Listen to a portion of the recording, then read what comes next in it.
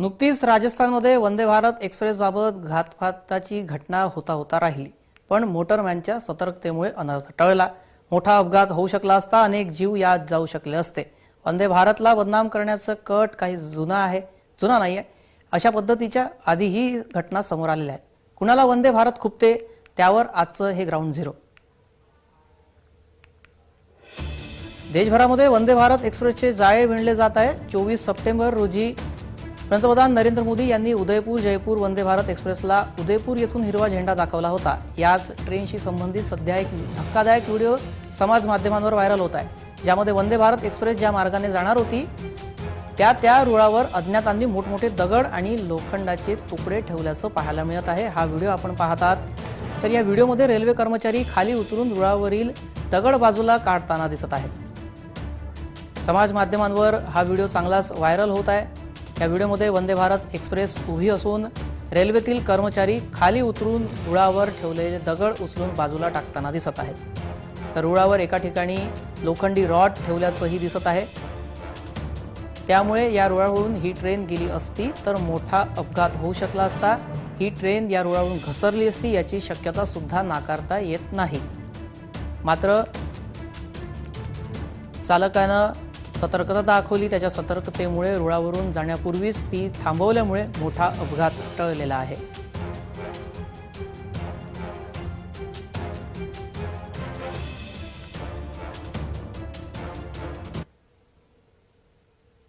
वंदे भारत एक्सप्रेसच्या मार्गावर लोखंडी सळ्या आणि दगड ठेवण्यात आले होते। त्यानंतर आता पुण्यातही तसाच प्रकार उघडकीस आला।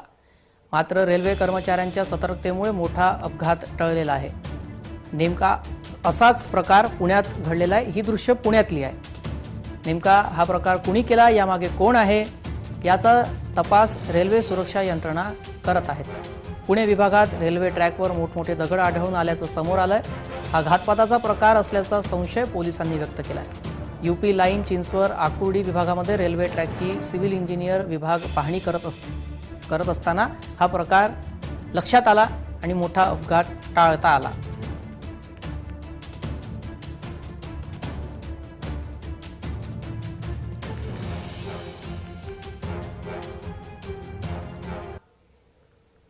सुरुवातीपासूनच वंदे भारत गाड्यांवरती दगडफेक झाल्याच्या बातम्या समोर आल्या होत्या। कोलकाता येथे सुरुवातीला दगडफेक झाली होती, तर अयोध्या येथील रवनाही ठाणे परिसरात वंदे भारतवर दगडफेक झाली। या प्रकरणी पोलिसांनी तपास सुरू केला होता। पोलिसांनी 3 आरोपींना ताब्यात सुद्धा ताब्यात घेतलेल्यांमध्ये वडील आणि 2 मुलांचा समावेश आहे। मिळालेल्या माहितीनुसार अयोध्येमध्ये रवनाही पोलीस ठाण्याजवळ वंदे भारत एक्सप्रेसवर दगडफेक झाली। त्यानंतर देशाच्या विविध भागांमध्ये अशा प्रकारची दगडफेक करण्यात आलेली आहे। तर वंदे भारतला बदनाम केलं जात आहे किंवा वंदे भारत कुणाला खुपती असा सुद्धा आता प्रश्न उपस्थित होतोय। पोलिसांनी माहिती दिली। पोलिसांनी या प्रकरणी अटक केलेल्यांकडून त्यांचा जबाब सुद्धा नोंदवला। त्यामध्ये त्यांनी अशी कबुली दिली आहे की त्यांना एक्सप्रेस गाडीवर दगडफेक करायला आवडते। 26 फेब्रुवारी म्हैसूर चेन्नई वंदे भारत एक्सप्रेसवर सुद्धा दगडफेक झाली होती। ही घटना कृष्णराजपुरम आणि बेंगळुरू कॅन्टोन्मेंट रेल्वे स्थानकाजवळ घडली होती। आंध्र प्रदेशातील तिरुपती जिल्ह्यात वंदे भारत एक्सप्रेसवर सुद्धा दगडफेक करण्यात आली होती। याशिवाय केरळमध्ये सुद्धा वंदे भारत एक्सप्रेसवर दगडफेक करण्यात आली। यापूर्वी वंदे भारत एक्सप्रेसच्या E1 डब्यावर दगडफेक करण्यात आली होती। ही ट्रेन दिल्लीहून देहरादूनला जात होती। त्यावेळेला E1 म्हणजे हा वंदे भारतचा एक्झिक्युटिव्ह क्लास असतो। 18 ते 19 जून रोजी या ट्रेनवर दगडफेक झाली होती। ती दिल्ली ते देहरादून या मार्गावर करण्यात आली होती।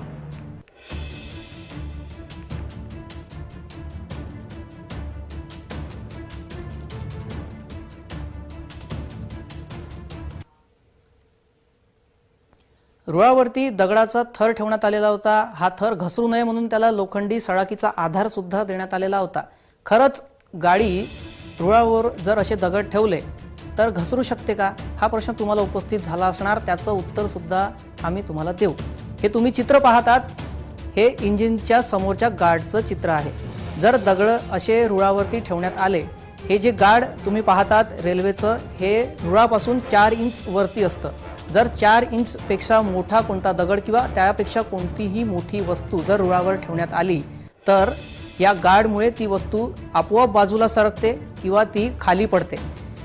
पण जर 4 इंचापेक्षा कमी आकाराची दगड असो किंवा कोणतीही वस्तू असो जर ती रुळावर ठेवण्यात आली तर इंजिनचं वजन इतकं असतं की त्या दगडाचा चुराडा होईल। कारण एका इंजिनचं वजन हे 120 ते 130 टन इतकं असतं, कारण त्याच्या मागे असलेले 16 ते 18 डबे या इंजिनला ओढायचे असतात।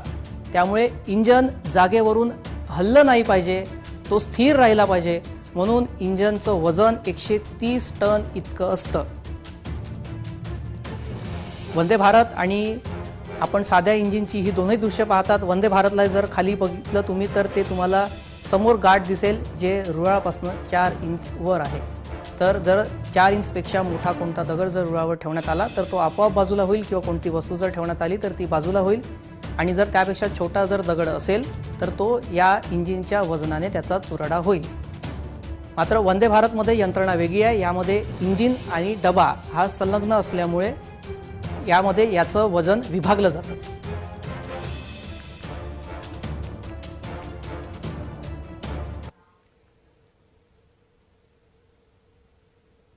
रुळावर दगड ठेवण्याचा असा प्रकार एकाच आठवड्यात दुसऱ्यांदा पुण्यामध्ये घडला। याच संदर्भात आमचे प्रतिनिधी रोहन कदम यांनी पुण्यातून त्या ठिकाणाहून आढावा घेतलाय, पाहूयात।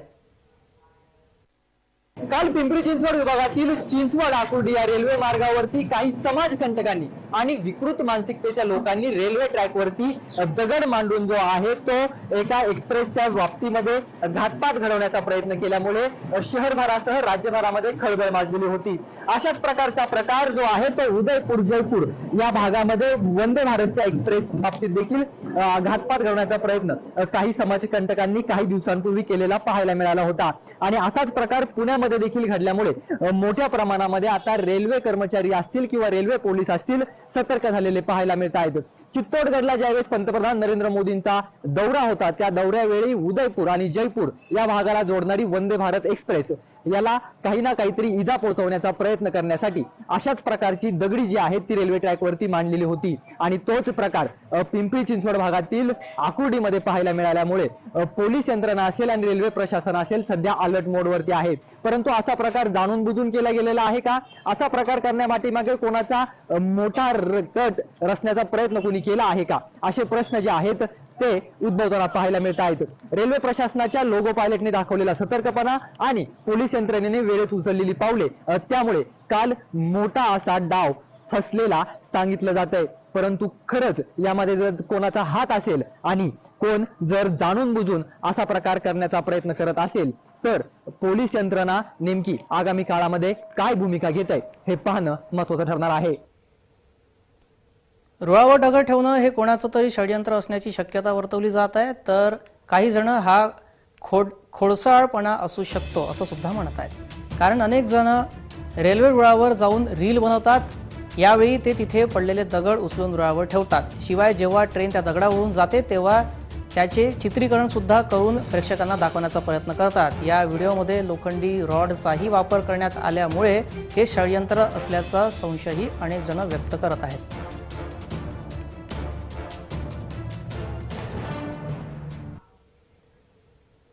आजच्या ग्राउंड झिरोमध्ये इतकंच। सर्व प्रेक्षकांना जय महाराष्ट्र।